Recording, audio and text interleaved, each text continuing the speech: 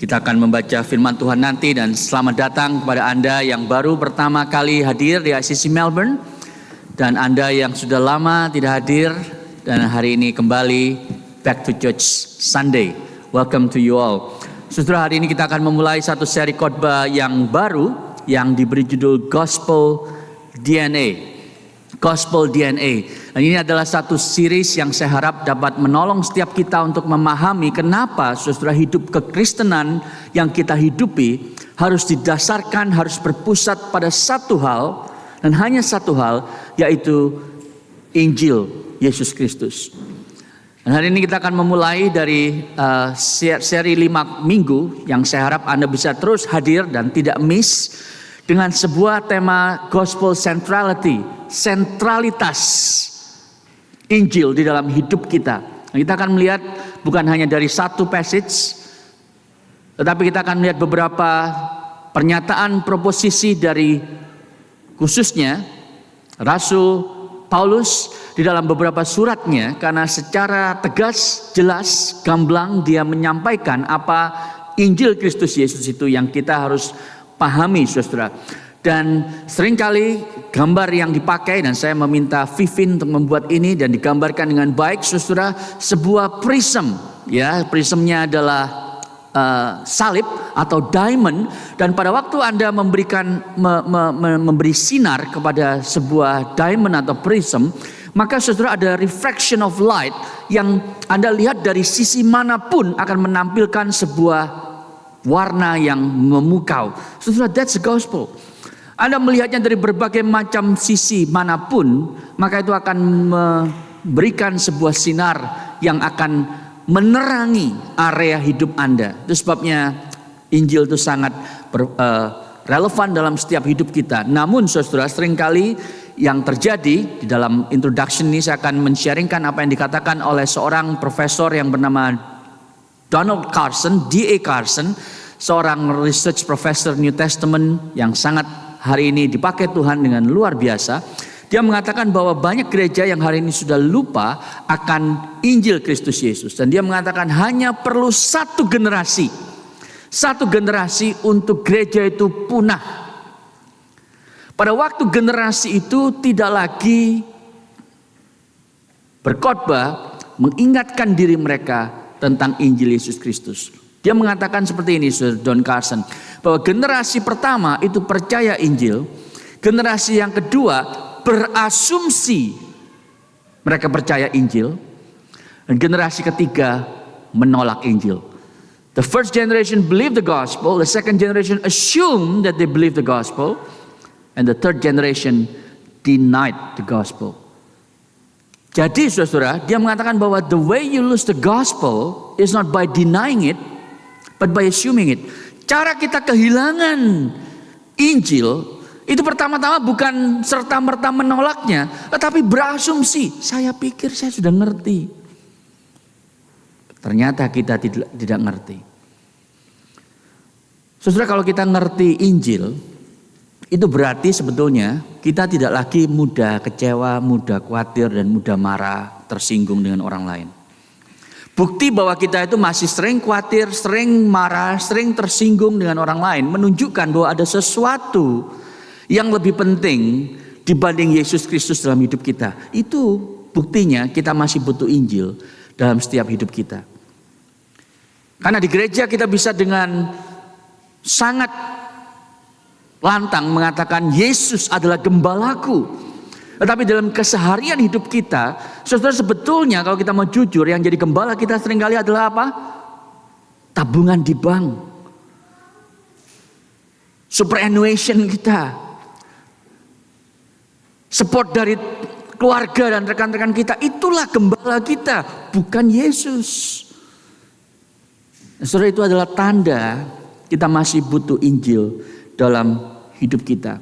So, perjalanan saya memahami Injil itu merubah secara radikal hidup dan pelayanan saya. Tahun 2009, kalau Anda masih sudah ada di ICC, kita itu memulai sebuah retreat camp kita, karena saya baru membaca bukunya Tim Keller, saudara.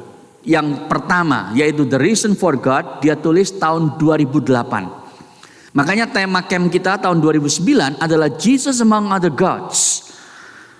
Karena saya sangat baru menemukan ulang Injil dan terkesima, saudara, bahwa selama ini Injil itu telah hilang dan Injil itu terus diketemukan kembali. Jadi kalau Anda mengingat sejarah gereja reformasi di abad yang ke-16 oleh Martin Luther dan John Calvin, tidak lain dan tidak bukan adalah rediscovery of the gospel, penemuan ulang Injil. Dan saya mengalami itu tahun 2009, 2008 akhir 2009. Itu sebabnya camp kita berjudul Jesus Among Other Gods. Jadi selama 5 minggu ini kita akan melihat banyak materi tentang Injil. Ini adalah introduction-nya, saudara, dan saya sangat strongly recommend Anda untuk membaca semua tulisan yang pernah ditulis oleh pendeta Timothy Keller, almarhum. Dia menulis minimal 24, mungkin sekarang sudah 25, 26 buku yang dia tulis, saudara. Orang ini dipakai Tuhan untuk menolong banyak orang Kristen rediscover the gospel, termasuk saya. Dan saya harap ini akan menolong Anda.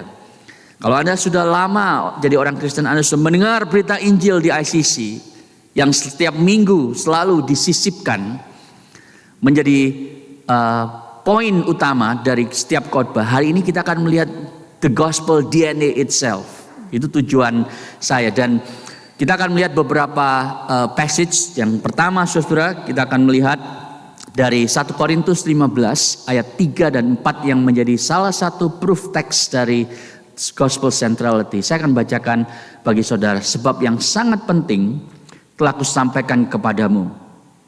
Rasul Paulus yang ngomong ke jemaat Korintus, yaitu apa yang telah kuterima sendiri, ialah bahwa Kristus telah mati bagi dosa-dosa kita sesuai dengan kitab suci. Bahwa ia telah dikuburkan dan bahwa ia telah dibangkitkan pada hari yang ketiga sesuai dengan kitab suci.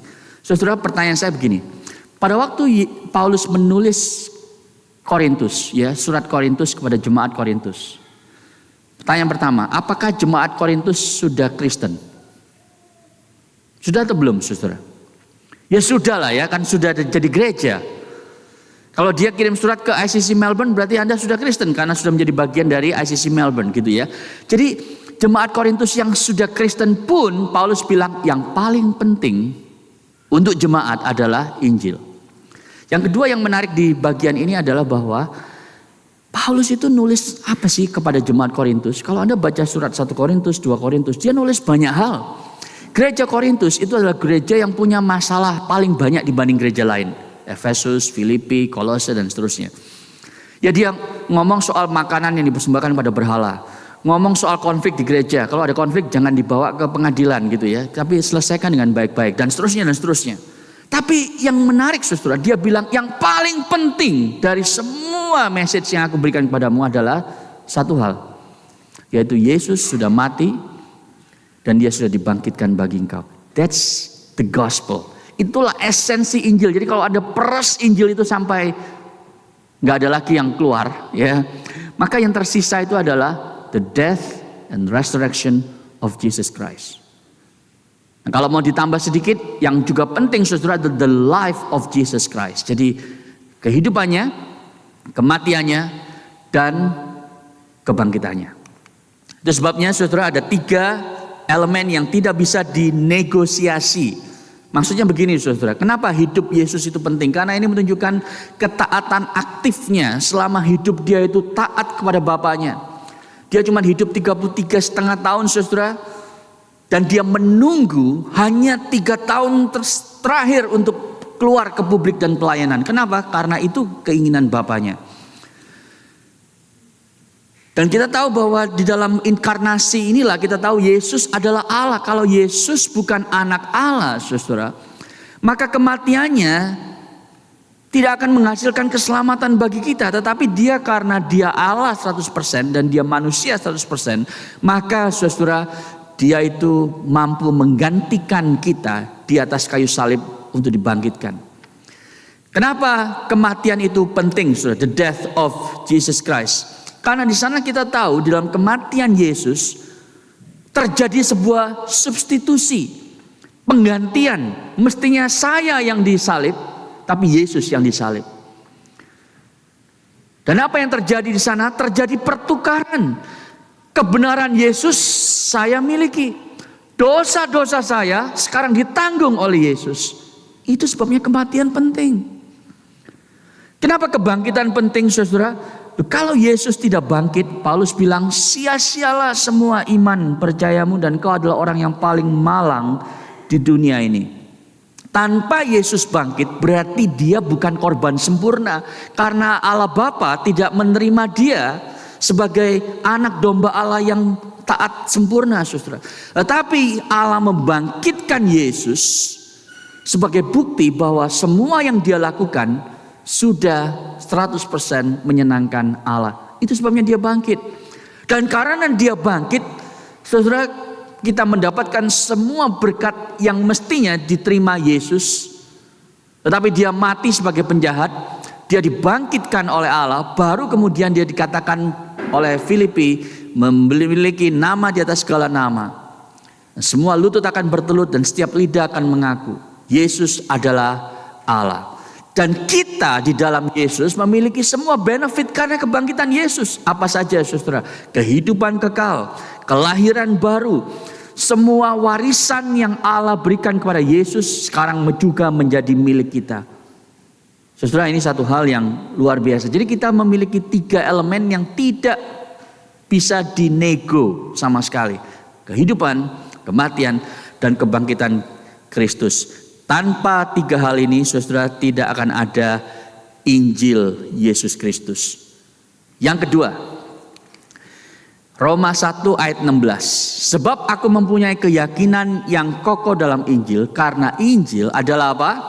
Kekuatan Allah yang menyelamatkan setiap orang yang percaya, pertama-tama orang Yahudi, tetapi juga orang Yunani.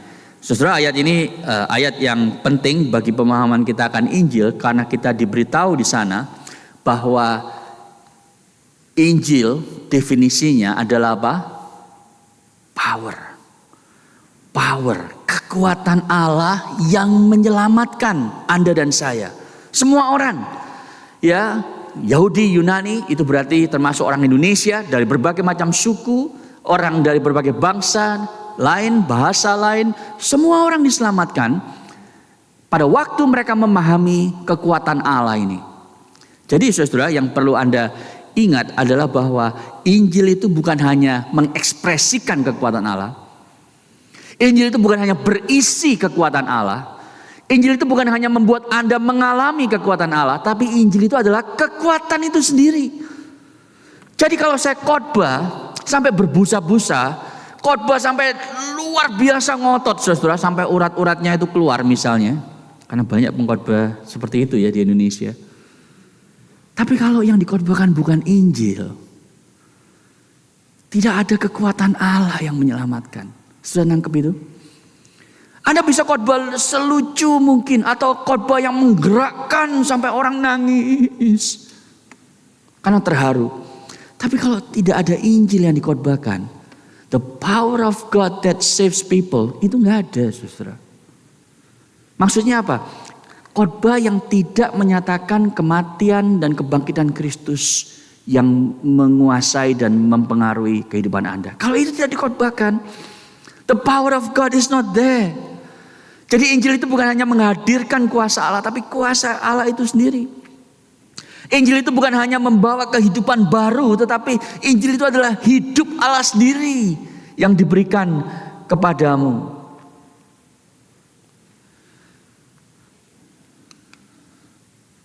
Yang menarik, saudara, pada waktu Paulus bilang itu adalah kekuatan Allah yang menyelamatkan, the power of God that saves, kata saves atau salvation itu rupa-rupanya, saudara, di dalam seluruh perjanjian baru secara khusus itu bisa dibaca menjadi 3 tenses, past, present, and future. Maksudnya begini, dulu kita itu diselamatkan Allah dari hukuman dosa.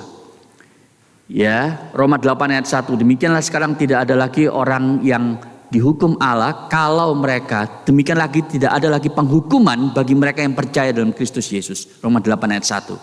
Maksudnya apa? Dulu kita diselamatkan dari hukuman dosa. Sekarang hari ini Anda dan saya juga perlu diselamatkan. Dari apa? Dari kuasa dosa. Anda tergoda untuk nonton pornografi. Injillah yang menyelamatkan saudara dari the power of sin at that time. Supaya Anda tidak jatuh lagi di dalam dosa pornografi. Bukan hanya itu. Tapi Anda akan diselamatkan di masa yang akan datang. Future tense ini. You will be saved. Pada waktu Yesus datang kedua kali. Tahu dari mana? Apa yang membuat Anda yakin Anda akan diselamatkan pada waktu Yesus datang? Jangan-jangan pada waktu Yesus datang Anda sedang berdosa, sedang nipu pajak, sedang berbohong sama pasanganmu. Apa yang menjadi dasar keyakinan Anda bahwa engkau akan diselamatkan pada saat itu? Injil adalah kekuatan Allah yang menyelamatkan engkau di masa yang akan datang dari the presence of sin. Sehingga di masa yang akan datang, saudara, tidak akan ada lagi dosa pada waktu Yesus datang yang kedua kali. Jadi Injil itu memberikan kepada Anda sebuah keyakinan yang kokoh. Anda sudah pernah diselamatkan Allah. Anda sedang diselamatkan Allah. Dan Anda akan diselamatkan Allah lagi. Karena kita butuh setiap kali minum dari Injil itu. Itu sebabnya tidak ada orang yang bisa mengklaim bahwa saya tidak lagi butuh Injil. Karena saya sudah lama jadi orang Kristen. Seperti lagu yang tadi kita nyanyikan, we need Jesus every moment. Setiap saat kita butuh Yesus Kristus. Yang ketiga, saudara, dari 1 Korintus 2 ayat yang kedua. Sebab, yuk kita baca sama-sama ya, 3, 4. Sebab aku telah memutuskan untuk tidak mengetahui apa-apa di antara kamu selain Yesus Kristus, yaitu Dia yang disalibkan. Saudara, saya mungkin pernah menyinggung hal ini. Ini adalah sebuah bahasa hiperbola. Karena coba Anda bayangkan, waktu Paulus bilang gini, aku memutuskan I want to know nothing, ya, tidak mau tahu apa-apa kecuali satu hal. Realitanya adalah di surat 1 Korintus, saudara, dia itu menulis banyak hal kepada, jadi surat Korintus itu adalah salah satu bentuk surat menyurat, korespondensi jemaat. Jemaat ada masalah. Pak Paulus gimana ya? Ini gereja punya masalah. Ada orang yang suka Apolos, ada orang yang suka Paulus, ada orang yang bilang aku non-blok mau jadi anggota Kristus saja gitu ya. Jadi konflik di dalam. Apa yang kami harus lakukan? Nah, itu sebabnya Paulus kirim surat balik. Ini loh yang mestinya Anda lakukan. Itu yang dikatakan Rasul Paulus. Nah, kenapa dia bisa bilang bahwa aku memutuskan untuk nggak mau tahu semua hal kecuali satu hal? Ini bahasa hiperbola. Anda tahu hiperbola ya? Hiperbola itu artinya kalau Anda punya bola lalu Anda lempar-lempar gitu ya, itu hiperbola. Bukan itu maksudnya. Hiperbola itu artinya bahasa yang exaggerate ya. Jadi gini contohnya. Kalau Anda jadi orang tua, ya, anak Anda umur 7 tahun. Anda bilang gini, bersihin kamar ya. Dia nggak bersihin. Besoknya gitu lagi, bersihin kamar ya, dia nggak bersihin. Lalu hari ketiga Anda marah, Anda bilang, mama kan sudah bilang. Kenapa harus mama ya? Papa aja ya. Papa kadang-kadang juga begitu kan. Papa juga cerewet kadang-kadang ya. Cerewet demi kebaikan gitu kan. Papa kan sudah bilang 1000 kali kamu harus bersihin kamar gitu ya. Demi kebaikanmu. Ya. Nah saudara, anaknya bilang gini, Pak, nggak sampai 1000, 876 cuman. Aku catat tiap kali papa ngomong gitu ya. Nih buktinya. Nah saudara, kita tahu kan bahwa papanya pasti bukan maksudnya itu benar-benar 1000 kali literally. Tapi itu cuma bahasa exaggeration, bahasa kiasan, hiperbola. Untuk mengatakan bahwa nak, papa ini sudah ngomong puluhan, ratusan, ribuan kali kamu tidak dengar. Itu maksudnya. Dan Paulus sama saudara. Dia bilang seperti seorang dosen biasa bilang, you can forget everything, boleh lupa kecuali satu hal. Satu hal yang kamu gak boleh lupa, yaitu apa? Yesus Kristus, Dia yang disalibkan. Jangan sampai lupa itu. Yang lain boleh lupa, ini gak boleh lupa. Kenapa? Karena kalau ini lupa, maka semuanya berantakan. Kalau ini ingat, meskipun ada masalah, engkau akan terus ditolong oleh Injil. Itu yang dimaksud oleh Rasul Paulus. Yang terakhir saudara, Kolose 1 ayat 6. Nanti baru kita lihat implikasinya ya. Kolose 1 ayat 6, mari kita baca bersama-sama 3-4. Tentang pengharapan itu telah lebih dahulu kamu dengar dalam firman kebenaran, yaitu Injil yang sudah sampai kepada kamu. Injil itu berbuah dan berkembang di seluruh dunia. Demikian juga di antara kamu sejak waktu kamu mendengarnya dan mengenal kasih karunia Allah dengan sebenarnya. Nah, saudara, ada beberapa hal yang saya ingin garis bawahi dengan cepat, yaitu yang pertama, Injil itu sepertinya hidup. Hidup. Dia itu berbuah dan berkembang. Jadi Injil itu saudara, waktu kita terima, kekuatan Allah itu masuk dalam diri kita, mereproduksi Kristus dalam diri kita sehingga kita menjadi serupa dengan Dia. Tapi dia tidak statis. Dia terus berbuah dan berkembang, saudara. Nah, bagaimana kita tahu bahwa Injil itu berbuah dan berkembang? Bagaimana caranya supaya itu terus berbuah dan berkembang? Paulus bilang di sana, sejak kamu mendengarnya dan kemudian mengenal kasih karunia Allah itu dengan sebenarnya. Nah, ini kuncinya, saudara. Anda harus memahami Injil dan implikasinya dalam hidup Anda. Itu sebabnya Injil itu punya pengaruh yang begitu hebat dalam semua area kehidupan. Cuman kita belum paham. Kalau Anda memahami Injil, mengenal kasih karunia Allah dengan semua kebenarannya, maka Anda mulai ngerti kenapa saya harus olahraga. Apa kaitan Injil dengan olahraga? Apa kaitan Injil dengan saya menjadi orang tua? Apa kaitan Injil dengan saya itu harus makan makanan yang bergizi dan sehat? Apa kaitannya Injil dengan hidup saya berpacaran dengan orang lain? Dan seterusnya dan seterusnya. Pada waktu Anda memahami itu, maka Injil itu berbuah dan berkembang di dalam kehidupan Anda. Dan Paulus bilang, sejak kamu mendengarnya. Sejak kamu mendengarnya, berarti apa? Ini loh kunci. Kalau Anda tanya, saya suka ditanya, bagaimana ya Pak? Bagaimana pastor untuk bisa bertumbuh dalam iman? Ini kuncinya, saudara. Bertumbuh dalam iman itu artinya Anda semakin berakar dalam Injil. Bertumbuh dalam iman itu bukan artinya itu Injilnya ditinggal lalu belajar doktrin yang susah-susah, doktrin Alkitab, doktrin akhir zaman, doktrin Roh Kudus. Bukan. Doktrin itu sendiri adalah perpanjangan dari Injil.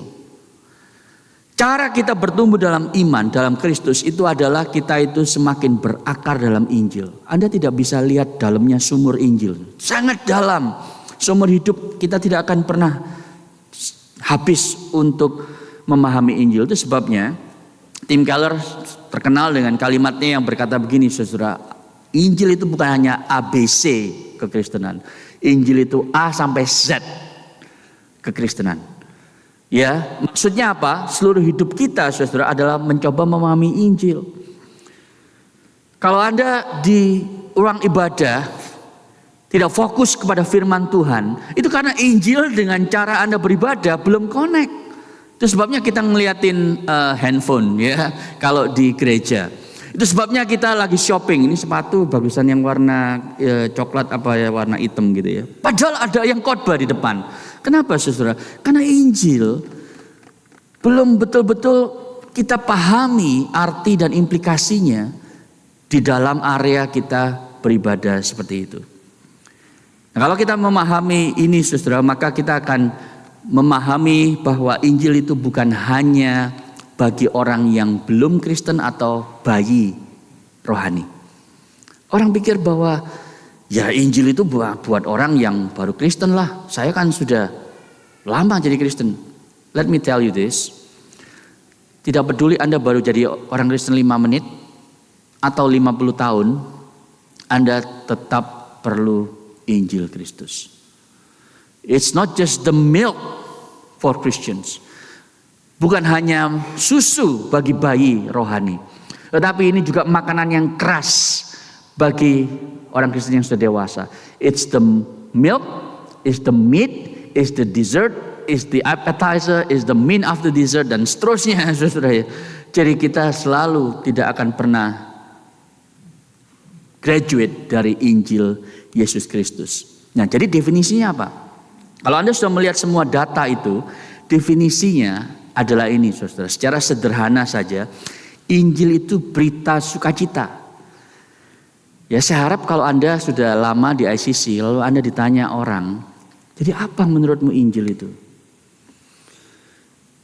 Anda kira-kira bisa menjawab seperti ini. Bukan supaya ICC Melbourne itu tidak dianggap orang, gimana sih jadi anggota ICC Melbourne belum ngerti. Bukan itu tujuannya. Tapi supaya Anda sendiri itu semakin memahami Injil, dan Injil itu meresep sampai ke sum-sum kita, menjadi bagian dari DNA kita. Sehingga kalau Anda digigit nyamuk, lalu nyamuknya itu ambil darah Anda sedikit, dia bisa terbang dan nyanyi, ada kuasa dalam darahnya. Ada kuasa dalam darahnya. Golongan darah Anda itu G, gospel. Ya, jadi itu saudara buktinya bahwa Anda memahami berita sukacita. Euangelion, EU itu artinya baik. Ya. Angelion itu dari kata angel yang artinya pembawa berita. Jadi kalau Anda nonton berita jam 6, isinya apa? Ada kecelakaan di highway Eastern Freeway gitu ya. Interest rate turun atau naik gitu kan. Beritanya negatif semua. Ini adalah berita yang positif, berita yang penuh sukacita. Euangelion, news of joy. Apa sih beritanya? Yesus sudah mati di dalam sejarah. Dan dia sudah dibangkitkan pada hari yang ketiga. Dan dia hidup dan mati untuk kemuliaan Allah Bapanya. Itu yang akan mengubah seluruh hidup saya. Itu yang akan mengubah seluruh ciptaan. Bahwa dia sedang memperbarui dunia ini. Supaya nanti Anda dan saya ketika Yesus datang kedua kali akan dibawa ke sebuah dunia yang sudah diperbarui Allah. Di mana tidak ada lagi kanker, tidak ada lagi Alzheimer, tidak ada lagi semua jenis penyakit, tidak ada lagi air mata yang akan menetes karena kesedihan itu diandu oleh Allah. Buktinya apa? Yesus bangkit. Buktinya apa? Kematian tidak lagi menjadi kata akhir dari segala realita hidup kita. Saudara, that's gospel. Nah, kalau Anda sudah memahami definisi ini, yang kita akan terus lihat selama beberapa minggu ke depan, kita sekarang harus belajar the grammar of the gospel. Ini bagian kedua dari khotbah ini, saudara. Kalau Anda mikir kok panjang ya bagian pertama, apa bagian kedua sepanjang itu? Enggak ya. Tapi kita akan lihat the grammar of the gospel. Nah, saya ingin menunjukkan kepada Anda kenapa grammar itu penting. Anda masih ingat waktu datang dari Indonesia lalu pergi ke Australia untuk studi atau untuk kerja, saudara pindah ke sini, Anda harus belajar grammar bahasa Inggris yang dulunya cuma les gitu ya bahasa Inggris, ternyata sekarang Anda harus mengaplikasikannya. Dan itu sangat penting gitu ya. Nah, kalau Anda membaca ini, kira-kira artinya apa, saudara? A woman without her man is nothing. Ini bisa diartikan dua, tergantung di mana Anda menaruh titik koma. Ya, jadi satu perspektif bisa bilang begini, saudara. A woman, without her man, is nothing. Seorang perempuan tanpa seorang laki-laki tidak ada harga dan artinya. Wah, gitu ya. Ini menurut perspektif laki-laki. Tapi kalau Anda ganti punctuationnya, artinya langsung berubah, saudara. Seorang perempuan tanpa dia laki-laki tidak ada artinya. Beda kan? Beda banget. Kenapa, saudara? Karena punctuation menentukan. Grammar itu penting. Bagaimana Anda memahami sesuatu? Ya, saya kasih contoh lain. Ya, di buku saya itu Menghidupi Injil dan Menginjili Hidup, kemarin saya cerita pada waktu ministry training. Ini yang ngerti orang Sunda, ya. Dan saya mencoba untuk belajar pronunciation dengan baik. Kalau ada orang Sunda yang bilang gini, teh, ngeteteh, mana sih Jessica Yan tahu pasti. Saudara, artinya apa itu? Kita bingung kan? Saya bingung, saudara, karena saya dari Surabaya. Apa artinya? Teh, ngeteteh gitu ya. Lu ngomong apa sih gitu kan? Itu artinya kakak mau minum teh kah? Gitu loh kira-kira. Tapi it sounds like only 3 letters. Ngeteteh gitu ya. Gak ada artinya saudara. Sampai Anda tahu grammarnya. Oh maksudnya itu toh gitu ya. Ya bolehlah saya mau ngeteh, teh gitu ya. Saudara, kita perlu belajar grammar untuk bisa berinteraksi dengan akrab dengan orang lain, ya kan? Kalau Anda akan dianggap orang yang aneh gitu. Nah demikian juga dengan Injil, saudara. Kita perlu the grammar of the gospel. Nah the grammar of the gospel itu secara sederhana ada 2 hal yang kita perlu pahami. Indicative statement dan imperative statement. Nah kalau Anda memahami ini, Anda langsung baca Alkitab itu langsung lebih gampang, saudara. Saya waktu belajar ini dekade yang silam ya, beberapa dekade yang lalu. Sempat menolong saya untuk baca Alkitab. Oh ini toh polanya. Anda harus tahu grammarnya dulu. Di Alkitab itu selalu ada indikatif dan imperatif. Anda harus cari yang mana indikatif, yang mana imperatif. Indikatif itu adalah fakta yang sudah terjadi di masa lampau. Yesus mati bagi dosa saya di atas kayu salib dan dibangkitkan bagi kebenaran saya. Itu sudah terjadi. Sekarang ada imperatif. Imperatif itu artinya perintah. Apa yang saya lakukan kalau ada berita itu? Dulu saudara waktu zaman COVID masih melanda, kita akan lihat berita. Daniel Andrews bilang ke penduduk Victoria, jangan keluar rumah. Itu fakta. Karena ada COVID merebak gitu kan. Bagaimana respon Anda? Ya Anda tidak keluar rumah. Itu respon yang benar. Kalau Anda keluar rumah didenda gitu kan. Jadi kita berespon sesuai dengan berita yang benar. Nah saudara, imperatif juga begitu. Ada perintah, ada larangan. Jadi ini bicara soal deklarasi Injil dan obligasi Injil. Bicara tentang apa yang Kristus sudah lakukan dan sekarang apa yang Anda harus lakukan. Karena Yesus sudah melakukannya bagi Anda. Yang satu bicara soal siapa Anda, status Anda dalam Kristus, soal being. Yang satu bicara soal becoming, siapa Anda pada waktu Anda berproses di dalam Kristus. Saya berikan 3 contoh saudara di dalam perjanjian baru. Roma 16 ayat 18. Nah ini bahasa Indonesianya ya. Roma 6 ayat 18 dan 19. Coba Anda perhatikan sebelah kiri dulu. Kamu telah dimerdekakan dari dosa dan menjadi hamba kebenaran. Itu status Anda. Dalam Yesus Kristus Anda tidak lagi dikuasai dosa. Nah sekarang imperatifnya apa? Kalau saya sudah lagi bukan budak dosa, maka sekarang saya harus menyerahkan anggota tubuh saya menjadi hamba kebenaran untuk membawa saya kepada pengudusan. Semua anggota tubuh saya, tangan saya tidak lagi dipakai untuk berdosa, otak saya tidak lagi untuk berencana berdosa, mulut saya tidak lagi penuh sumpah serapah dan gosip. Itu artinya seluruh anggota tubuh saya diberikan untuk hamba kebenaran. Kenapa? Karena aku bukan lagi budak dosa. Itu statusnya saudara. Bukan kebalik. Saya tidak boleh gosip lagi supaya saya tidak lagi jadi hamba dosa dan Tuhan menerima saya. Enggak. Tuhan sudah menerimamu, memerdekakanmu. Tidak lagi jadi hamba dosa tapi hamba kebenaran. Itu sebab sekarang beresponlah dengan benar. Contoh kedua saudara. Efesus 4:32. Sebagaimana Allah dalam Kristus telah mengampuni kamu, sekarang hendaklah kamu ramah seorang kepada yang lain, penuh kasih mesra dan saling mengampuni. Jadi kalau Anda sedang ribut sama suami atau istri di rumah, Anda bilang gini, aku gak mau ngampuni dia. Dia duluan harus ngampuni saya. Minta ampun maksudnya sama saya ya. Ngomong sorry. Kok enak aku terus gitu ya. Bahasa Yunaninya kok nyimut gitu ya. Dia yang aku yang harus minta maaf. Dia dong yang harus minta maaf sama saya. Nah saudara, kalau kita selalu terjebak dalam pola interaksi semacam itu dalam rumah tangga kita, dalam pernikahan kita, itu karena kita belum paham terhadap Injil. Karena kalau Anda sudah paham terhadap Injil, Anda ingat status Anda. Iya ya, Allah sudah mengampuni aku terlebih dahulu. Aku nih padahal gak layak diampuni. Kalau orang tahu hidupku kayak dulu ya.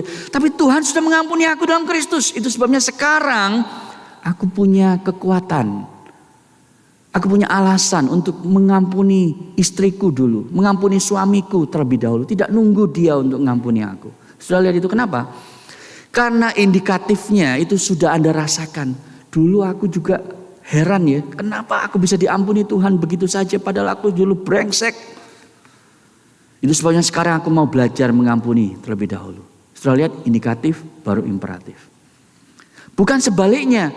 Kalau aku nggak mengampuni dia terlebih dahulu, nanti Allah juga tidak mengampuni aku, malah mengutuki aku. Aku nggak dapat promosi, ya bisnisku rugi. Itu sebabnya aku mau mengampuni dia supaya Allah mengampuni aku dan memberkatiku. Bukan begitu, saudara. Karena kalau Anda hidup dengan imperatif dibalik baru indikatif, maka yang terjadi adalah Anda tidak pernah tahu apakah perbuatan baikmu, moralitasmu cukup untuk supaya Allah tidak mengutukimu. Untuk mendapat berkat Allah cukup enggak? You never know. Karena timbangan baik dan jahat dalam hidupmu itu Anda tidak pernah tahu. Tapi Injil berbeda, saudara. Injil mengatakan bahwa Allah sudah mengampunimu terlebih dahulu dalam Kristus waktu kamu masih brengsek, waktu kamu masih menjadi musuhnya. Sekarang beresponlah dengan saling mengampuni. Yang ketiga, saudara, ini ayat yang tadi kita baca di berita anugerah. Kasih karunia Allah yang menyelamatkan manusia sudah nyata, ya, sudah nyata bagi engkau. Sekarang apa? Tinggalkan kefasikan dan keinginan duniawi. Jadi the same grace, kasih karunia yang sama yang menyelamatkan engkau adalah kasih karunia yang sama yang sekarang membuat engkau mampu mendidik engkau untuk hidup dalam kekudusan. Kalau Anda paham ini, seluruh Alkitab kita mulai perjanjian lama, perjanjian baru, Anda cuma cari indikatifnya mana, imperatifnya mana. Jangan sampai kebalik, saudara. Grammarnya adalah indikatif dulu. Allah melepaskan bangsa Israel dulu dari perbudakan Mesir, baru diberikan 10 hukum Allah. Betul kan? Allah tidak bilang gini, kamu mau melepaskan bangsa Israel dari perbudakan, suruh mereka taat dulu 10 hukumku. Baru nanti aku akan perhitungkan apakah aku akan lepaskan mereka. Enggak. Allah bilang 10 tulah keluarkan bangsa Israel dari perbudakan. Baru setelah itu diberikan imperatifnya 10 hukum Allah. Saudara lihat ini, inilah pola Allah bekerja, saudara. Injil itu sudah ada di perjanjian lama. Dan kita akan lihat itu beberapa minggu yang akan datang. Tapi Injil ada di perjanjian lama, Injil ada di perjanjian baru, dan polanya selalu sama. The grace of God is given to you to save you. And the same grace of God trains you in ungodliness. Itu yang kita harus pahami dengan baik. Jadi Injil itu tidak didasarkan kepada law keeping. Kasih Allah tidak berfluktuasi, ya, sesuai dengan sejauh mana Anda taat kepada Allah. Enggak, saudara. Kasih Allah itu sudah sempurna bagi Anda di dalam Kristus Yesus ketika dia mati di atas kayu salib. Yang menjadi masalah adalah kita belum paham 100%. Nah, tapi kalau Anda sudah paham indikatif dan imperatifnya sekarang, Anda harus lihat ada beberapa distorsi, ada beberapa penyelewengan Injil, saudara. Ya, ada dua yang paling esensial, yaitu kalau Anda hanya fokus di indikatifnya dan tidak mau melakukan hukumnya, tidak ada imperatifnya, maka Anda jatuh di dalam apa yang disebut sebagai relativistic mindset. Jadi gini ya, kan Yesus sudah menyelamatkan saya, berarti saya sudah mendapat hidup kekal. Tapi Anda memperlakukan hidup kekal itu seperti asuransi jiwa. Saya tidak akan dihukum di neraka, sekarang saya bebas untuk melakukan dosa. Nah, itu adalah orang yang anti hukum. Anti nomos. Nomos itu hukum, saudara ya. Antinomian itu artinya nggak peduli hukum Allah.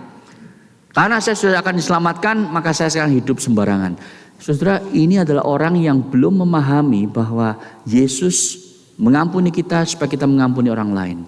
Yesus mengasihi kita supaya kita itu mengasihi orang lain terlebih dahulu. Itu yang selalu terjadi. Atau yang kedua, yang B itu ya.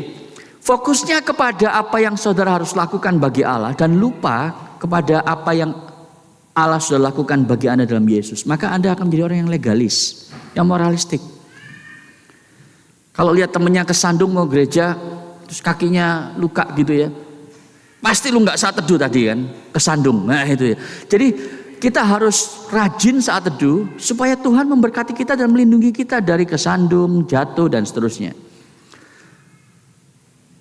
Kalau kita itu persembahan lebih banyak, Tuhan kasih berkat lebih banyak lagi. Saudara, Anda harus lihat pola-pola seperti ini muncul di dalam berbagai kehidupan kita sebagai orang Kristen. Moralistik banget. Padahal saudara, apa yang terjadi adalah bahwa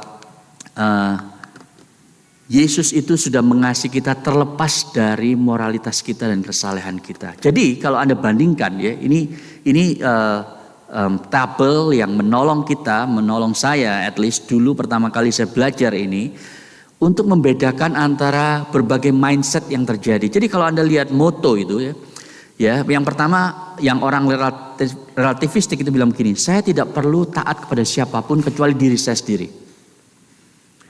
Kebanyakan orang Australia yang sekuler, ya di tempat kerja Anda, di kampus, mindsetnya itu sebelah kiri ini saudara ya.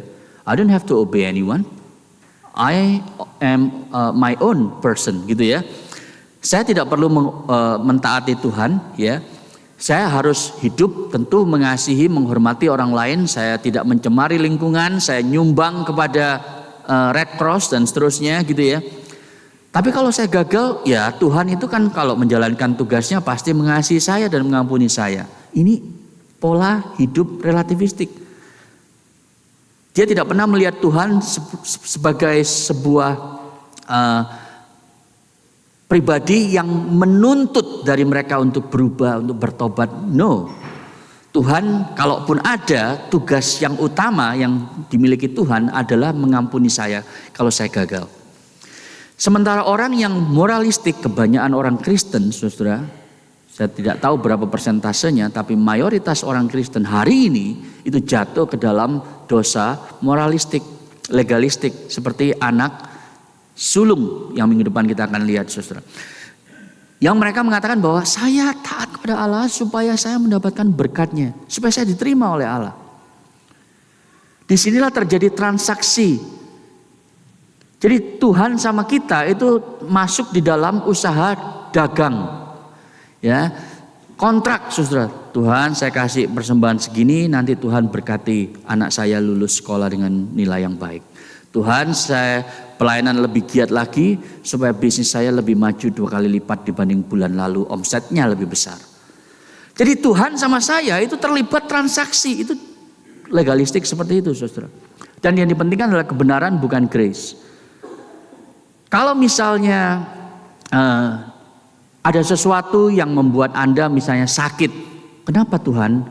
Saya yang sudah ke gereja, rajin berdoa dan pelayanan, saya kena flu, berat lagi. Kenapa rekan kerja saya yang tidak mau percaya Tuhan, yang ateis, sehat terus, nggak pernah sakit loh saya lihat setahun ini. Kenapa Tuhan? Lalu kita mulai berpikir, jangan-jangan saya kurang pelayanan, jangan-jangan saya kurang baca firman Tuhan. Nah, sudah lihat, akhirnya perbuatan-perbuatan agamanya dilakukan di dalam rangka supaya Tuhan lebih memberkati dia. Hidup seperti ini akan membuat Anda capek dan bingung. Kenapa saya yang sudah seperti ini tidak diberkati, malah mendapatkan kutuk. Akibatnya Anda akan marah sama Tuhan. Atau marah kepada diri sendiri karena Anda merasa kurang perform bagi Tuhan. Hanya dua itu saudara, Anda marah sama Tuhan atau marah kepada diri sendiri. Biasanya kita marah sama diri sendiri kemudian menuntut diri. Harus bangun pagi untuk baca firman. Harus pelayanan di gereja. Harus persembahan lebih banyak, menuntut diri. Marah terhadap diri sendiri. Tapi karena Anda tidak tahan, lama-lama Anda marah sama Tuhan lalu pergi meninggalkan gereja. Itu yang seringkali terjadi. Kenapa ada pastor, pendeta yang meninggalkan gereja, meninggalkan imannya? Karena yang kedua ini saudara. Mereka jatuh di dalam moralistik dan mengatakan, that's it, no more for me. Capek hidup seperti ini. Kenapa? Karena mereka tidak menyadari Injil. Injil beda saudara. Injil mengatakan saya taat bukan karena untuk diterima Tuhan, tapi karena Tuhan sudah menerima saya terlebih dahulu. Sekarang saya mau belajar, hidup saya bukan lagi buat saya, tapi buat Tuhan. Karena Tuhan sudah menerima saya, maka sekarang saya mau taat kepada Dia. Itu sebabnya taat saya bukan untuk mendapatkan berkatnya. Taat saya supaya saya menikmati Tuhan. Menikmati Tuhan. Saudara, kalau kita itu hidup di dalam dunia ini, di dalam rumah tangga kita, di dalam pekerjaan kita, kita tahu bukan kalau ada seorang istri misalnya ya, bilang kepada suaminya begini,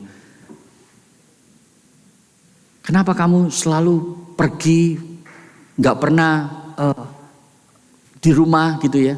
Lalu suaminya bilang, loh bukankah saya sudah kasih kamu rumah yang bagus, mobil yang mewah, semua kredit card itu ada belasan untuk kamu pakai. Terus istrinya bilang, iya tapi kamu itu cuma menyediakan semua fasilitas itu, tidak pernah punya waktu, quality time dengan aku. Tidak pernah sungguh-sungguh memperhatikan mengasihiku. Loh kamu kurang apa lagi? Semua sudah punya kok gitu ya. Nah saudara, Anda tahu yang terjadi adalah kita sebenarnya dengan Tuhan mirip relasi itu tadi. Kita hanya mau banyak hal dari Tuhan. Fasilitas, kenyamanan, kemudahan, kebahagiaan. Tapi relasi kita tuh nol sama Dia. Dingin sama Tuhan. Kenapa saudara? Karena kita jatuh ke yang tengah itu. Kita taat sama Tuhan karena ada maunya. You find God useful but not beautiful. Tuhan itu berguna. Tapi tidak indah dan mulia bagi kita. Tapi kalau Anda sudah merasakan Yesus yang mati bagimu ketika engkau masih berdosa, maka saudara tidak akan mendapatkan Tuhan hanya untuk berkatnya. Tapi Anda mendapatkan Tuhan demi Tuhan itu sendiri. Ini bedanya gospel centered person dengan legalistic, moralistic person. Jadi saudara, yang menarik adalah bahwa pada waktu kita itu bicara soal Injil Kristus, ya. Pada waktu kita ngomong soal salib pun kita itu bisa jatuh ke dalam moralistik. Kenapa? Karena kalau Anda di gereja-gereja seperti kita ini, ya, gereja Presbyterian, gereja yang reform, gereja yang tradisional, Anda mungkin pernah dengar kalimat ini. Yesus sudah mati bagimu. Ngomong soal Injil nggak? Soal salib nggak? Iya. Tapi kemudian ada terusannya, saudara. Yesus sudah mati bagimu, apa yang kau lakukan bagi Dia? Masa cuma segini? Waktu cuma segitu, duit cuma segitu yang kau persembahkan? Ayo dong kasih lagi. Yesus sudah mencucurkan darahnya bagimu. Kalau Anda dikhotbahi semacam itu, apa perasaan dalam diri Anda? Rasa bersalah, ya enggak? Saudara, saya waktu remaja bertumbuh dalam iman, seringkali rasa bersalah itu yang memotivasi saya untuk melayani Tuhan. Karena khotbah yang saya dengar adalah khotbah semacam itu. Yesus sudah mati bagimu, mencucurkan darahnya yang mahal bagi engkau. Apa yang kau sudah berikan baginya? Nah saudara, rasa bersalah itu yang membuat saya kemudian ingin pelayanan lagi. Yang lebih parah kalau kemudian dikasih contoh. Yesus sudah mati bagimu, apa yang kau sudah lakukan baginya? Saya, pengkhotbahnya kan, saya sudah melakukan A, B, C, D, E, F dan seterusnya. Kamu masih apa? Sudah melakukan apa? Jadilah seperti saya. Nah itu paling menyebalkan saudara kalau Anda mendengar semacam itu. Jadi Anda lihat, berita salib bisa disampaikan dengan tidak gospel centered. Ya kan? Sementara di kalangan gereja sinode lain saudara, yang lebih di spektrum yang berbeda, dia bilangnya begini, Yesus sudah mati bagimu dan Dia ingin memberkatimu lebih besar lagi. Itu sebab berikan kepadanya lebih banyak waktumu, tenagamu, uangmu, maka Dia akan memberkatimu lebih besar lagi. Berita salib enggak? Iya, karena Dia bilang Yesus sudah mati bagimu. Nah sekarang Dia mau memberkatimu lagi. Itu sebab berikan lagi kepadanya supaya engkau diberkati lebih besar. Itu namanya memberitakan salib bukan dengan cara yang gospel centered saudara. Karena mestinya yang terjadi, yang mestinya kita dengar adalah Yesus sudah mati bagimu. Supaya engkau tidak lagi hidup bagi dirimu sendiri, tapi bagi Dia yang sudah mati dan dibangkitkan bagi engkau. 2 Korintus 5 ayat 21. Itu yang Paulus khotbahkan seperti itu. Bukan seperti para pengkhotbah di sebelah kiri dan sebelah kanan ini. Jadi just because a church preaches the cross does not mean that the church is gospel centered. Ya, Anda harus paham hal ini dan kita berdoa saudara supaya ICC Melbourne tidak jatuh ke dalam dua ekstrim yang tadi. Jadi kita summary-kan saudara ya untuk selesai. Injil itu tidak diberikan secara cicilan kepada Anda. Injil diberikan semuanya. Saya suka pakai ilustrasi ini. Kalau kasih Allah itu setinggi ruangan ini ya. Berapa meter ini kira-kira? 30 meter. Ya 30 meter ya. Kalau 50 lah ya, anggap aja 50 meter saudara ya. Kasih Allah itu totalnya 50 meter. Kita berpikir bahwa gini. Waktu saya menerima Yesus, saya cuma dapat 5 meter. Ya, saya cuma dapat sedikit. Waktu saya kemudian aktif, saya dapat kasih Allah lebih banyak lagi. Waktu saya jadi majelis, persembahan lebih giat bagi Tuhan, wah saya lebih dapat kasih Allah lebih banyak. Itu konsep kita, saudara, konsep yang salah. Karena sebetulnya yang terjadi adalah kalau kasih Allah itu 50 meter totalnya, seluruhnya sudah diberikan kepada Anda dan saya. Semua. Tidak ada lagi yang Allah bisa berikan. Seperti lagu yang kita suka nyanyikan. There is no more that God can give us. Waktu kapan? Waktu Yesus mati di atas kayu salib. Nah, yang menjadi masalah adalah pemahaman kita yang baru 5 meter. Waktu pertama kenal Yesus. Anda kemudian katekisasi, dibaptis, tambah 5 meter. Anda kemudian pelayanan, tambah 10 meter. Yang nambah adalah pemahamannya. Tapi kasihnya sudah dilimpahkan total dan final kepada Anda pada waktu Yesus mati bagi Anda di atas kayu salib. Implikasinya apa saudara? Banyak, kita akan lihat minggu depan. Tapi ini contoh untuk menutup khotbah hari ini.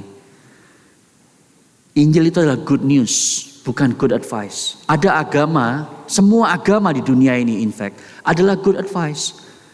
Jadilah orang yang jujur supaya bahagia, gitu ya. Semua good advice. Tapi bukan good news. Apa yang kau tidak bisa lakukan hidup jujur, Yesus sudah lakukan. Supaya ketika engkau tidak jujur, engkau diampuni dan dimampukan untuk hidup jujur di dalam Yesus. Itu bunyinya begitu, saudara. Nah, ini contoh lain ya.